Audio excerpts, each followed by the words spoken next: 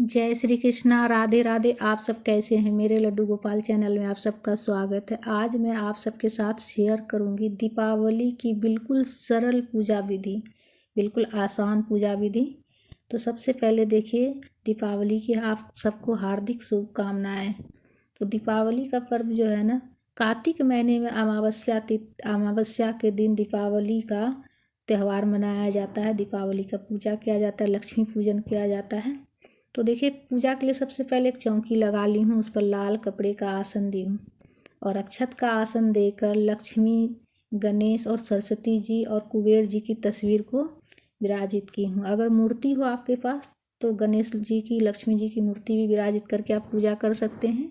और चावल से अष्टदल कमल बनाई हूँ मैं, और पीतल का एक मैं कलश लोटा ली हूँ और उसमें कलावा बांध दी हूँ और स्वच्छ जल में गंगा जल मिलाकर मैं भर दी हूँ। कलश के ऊपर स्वास्तिक बना लेंगे, रोली से स्वास्तिक बना रही हूँ मैं। तो दीपावली का पर्व बहुत ही ज़्यादा महत्वपूर्ण होता है हिंदू धर्म में। लक्ष्मी पूजन बहुत ज़्यादा महत्वपूर्ण होता है। तो बिल्कुल सरल विधि में आप सबके साथ शेयर कर रही हूँ। स्वास्तिक बनाने के बाद कलश में 5 चीज़ें मैं डाली हूँ: पुष्प, अक्षत, एक सिक्का, सुपारी, गांठ वाली हल्दी, लौंग, इलायची, ये सारी चीज़ आप डाल सकते हैं। और 7 पत्ते मैं आम का ली हूँ। आप चाहे तो अशोक के भी ले सकते हैं, या फिर अगर आम का और अशोक का अगर नहीं मिले तो आप पान के पत्ते भी ले सकते हैं कलश स्थापन के लिए। तो 7 पत्ते मैं ली हूँ। कलश स्थापन लक्ष्मी जी की पूजा में ज़रूर करें, इसलिए कि बहुत बड़ा पूजा होता है। तो आप लक्ष्मी जी का पूजा तो बहुत ज़्यादा विधि विधान है, लेकिन मैं बिल्कुल सरल विधि से आप सबके साथ शेयर करूँगी। हमारे घर में भी पूजा इस तरीक़ा से किया जाता है, सरल विधि से। तो कलश में जो आम के पत्ते लगाए हूँ उसमें तिलक कर लेंगे रोली से और पीला वाला चंदन से। उसके ऊपर पूर्ण पात्र रखेंगे चावल से भर के एक प्लेट में कलश के ऊपर, और नारियल लेंगे, नारियल में कलावा बांध देंगे। नारियल का मुख अपने तरफ रखिएगा। उसके बाद अक्षत का आसन देकर सबसे पहले दीपक प्रज्वलित कर लेंगे। दीपक थोड़ा बड़ा साइज का लीजिएगा, इसलिए कि पूरी रात एक दीपक जलती है। जलाया तो जाता है कम से कम 5, लेकिन एक दीपक जो है ना पूरी रात जलनी चाहिए, सुबह तक जलनी चाहिए। इतना उसमें घी डालना है कि पूरी रात तक जले। उसके बाद जल का छिड़काव करके भाव स्नान करा लेंगे गणेश जी, सरस्वती माता, लक्ष्मी माता और कुबेर भगवान जी को। उसके बाद वस्त्र के रूप में कलावा अर्पित करेंगे गणेश जी को, कुबेर जी को, लक्ष्मी जी को, सरस्वती जी को, सभी को। और चुनरी अर्पित करेंगे लक्ष्मी माता को। तो लक्ष्मी माता को चुनरी चढ़ा लेंगे। उसके बाद रोली से तिलक कर लेंगे गणेश जी को, कुबेर भगवान को, और माता को सिंदूर लगाएंगे। लक्ष्मी माता को सिंदूर लगाएंगे और सरस्वती माता को सिंदूर लगाएंगे। तो दीपावली के पूजा जो है ना, लक्ष्मी पूजन दीपावली के दिन प्रदोष काल में किया जाता है। स्वच्छ वस्त्र पहनकर, नहा धोकर अच्छे से स्वच्छ वस्त्र पहनकर पूजा करें, और पूजा जहाँ करें वहाँ साफ़ सफाई का ध्यान रखें। अच्छे से साफ़ सफाई करके पूजा की चौकी लगाकर पूजा कर सकते हैं, या फिर अगर आपके घर के मंदिर जो है तो वहाँ पर भी आप घर के मंदिर में भी पूजा कर सकते हैं।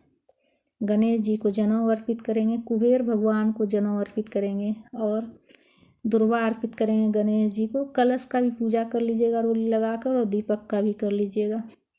और पुष्प अर्पित करेंगे। पुष्प जो भी पुष्प माला हो, फूल का माला हो, जो भी फूल हो वो आप प्रेम पूर्वक लक्ष्मी माता को, गणेश जी को अर्पित करें। और इस तरह का देखिए, सिंपल लाल कपड़े का आप घर में भी पोटली बना सकते हैं।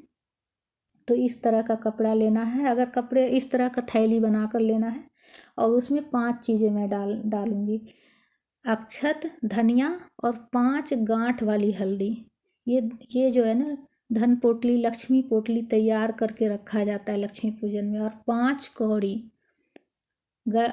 हल्दी जो है ना गांठ वाली होनी चाहिए। गोमती चक्र 5, 5 की संख्या में, आप 7 की संख्या में भी रख सकते हैं। और कमलगट्टा 5, 5 की संख्या में मैं रख रही हूँ। बिल्कुल सरल विधि से मैं बता रही हूँ फ्रेंड्स। और जो भी पैसा हो आप अपने रख सकते हैं, 501, 101 भी रख सकते हैं आप। मतलब ज़्यादा से ज़्यादा जितना ज़्यादा रखने का आपका शक्ति उतना रख सकते हैं, और कम से कम भी मतलब आप 51, 101 भी रख सकते हैं आप। और अगर आभूषण हो सोना का कोई भी तो ज़रूर पूजा में रखें। आप जो भी मतलब जो सोना का जो आपके पास है, जो आप इस्तेमाल कर चुके हैं, वो भी आप अच्छे से साफ करके लक्ष्मी पूजन में रख सकते हैं, इसलिए कि सोना हमेशा शुद्ध रहता है। और धनिया चढ़ा लेंगे लक्ष्मी पूजा में, धनिया ज़रूर चढ़ाएं। और पान का पत्ता 5 ली हूँ मैं, डंटी उसका तोड़ दी हूँ।